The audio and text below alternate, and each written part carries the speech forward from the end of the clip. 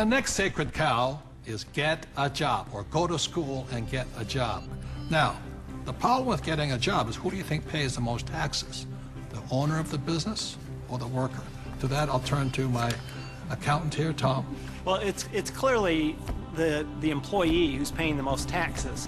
And you know, I started as an employee right out of school, and I was paying high taxes. Even though my job is to reduce taxes, I was paying high taxes. And then I started, I know, ironic, isn't it? and then about 15 years ago, I started my own business. I started my own CPA firm, and I was now self-employed, and I was even paying more taxes.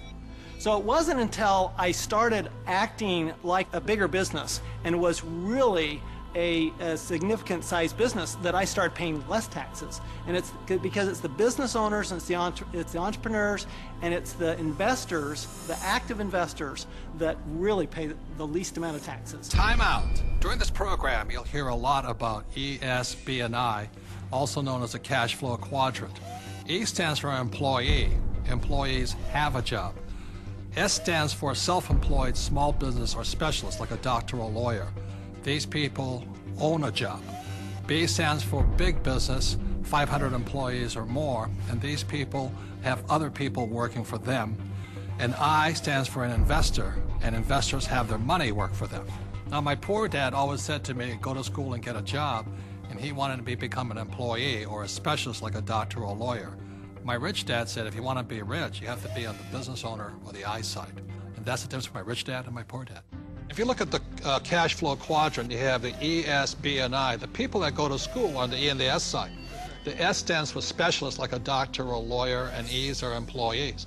But doctors and lawyers pay the highest taxes, right? Oh, by far. It's those people that are self-employed, because not only are they paying the highest income taxes, they also get the privilege of paying Social Security taxes and Medicare taxes on everything they earn.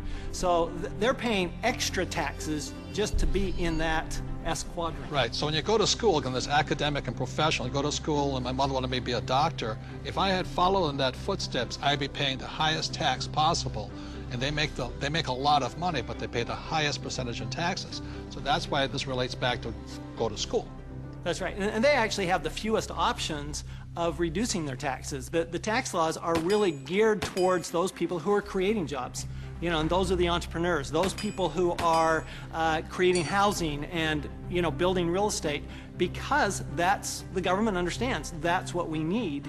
You know, we want the private sector to do that, and so we're rewarded for doing what the government wants us to do. And that's really all the tax law is. It's a system of rewards for people doing what the government wants you to do. Plus, you know, the other part of it, too, is this whole idea of getting a job. There was some kind of a myth out there that goes with get the job, get a safe, secure job. And so that by getting a job, somehow you're going to be taken care of for the rest of your life. And all you got to do is pick up any paper to see how many tens of thousands of people are losing their jobs. There are no safe, secure jobs. And now we're competing with India and Asia for jobs that were sacred to America at one point in time. So this whole idea of having a job that was secure is probably the most insecure thing you could be doing right now. The idea of a secure job is an industrial age idea. Exactly. The only option is put into your head is go get a job. And I wasn't around, brainwashing. Yeah, I wasn't around entrepreneurs. I wasn't around business owners growing up. I was around employees. When I first started my company 15 years ago, I went back to my class reunion, which is always an interesting thing. And I remember saying to them, yeah, you know, I started a company about 5 years ago, and they looked at me like, oh, and some of them even said it. They go, you're so brave. And I'm thinking, you know, I've had this company for 5 years now. That is the longest I had ever worked anywhere. See, without financial education, you have to get a job. What's tragic today is so many people losing their jobs, they go back to school to get another job, but they're now competing with their kids. You know, that's insanity. So we're not saying jobs are bad. We're just saying as entrepreneurs, our job is to create jobs. The government doesn't really create jobs. They need more entrepreneurs. I didn't even know there was another option growing up. I didn't know there was another option. I didn't know. I thought all you could do was get a job. So again, it's not right or wrong to be an employee, but I'd like to know what my options are. Right, because when you were in school, did they say go to school, get your diploma so you can become an entrepreneur?